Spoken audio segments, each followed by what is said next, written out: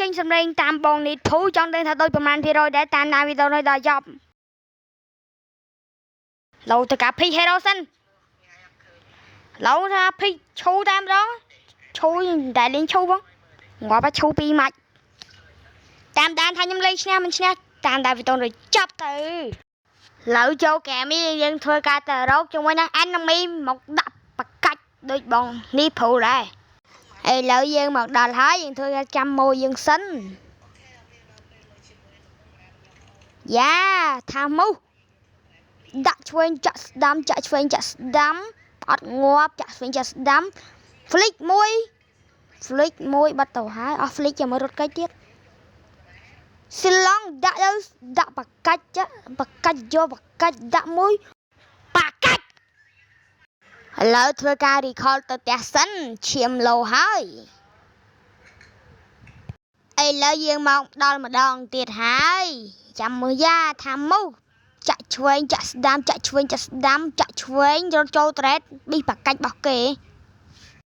ឥឡូវយើងបុកផ្ទះចិត្តដាច់ហើយយ៉ាសាបើមកពីណាចេះសិតតែសាច់បកាច់បាត់ទៅហើយឥឡូវសល់ថាមូមួយទៀតធ្វើស៊ីមកយ៉ាងណាចាក់ឆ្វេងចាក់ស្ដាំចាក់ឆ្វេងចាក់ស្ដាំអត់ត្រូវដាក់ space ឡងមួយចាក់ឆ្វេងចាក់ស្ដាំផ្ទះបកាច់ឥឡូវយើងបុកផ្ទះចិត្តបាក់ហើយចុំមកពីណាចេះកិច្ចសិនដាក់ឆ្វេងកវិចកវាច់ដាក់ម៉ាត់អត់ចុកឈឺទេកាប់ឆ្វេងសិន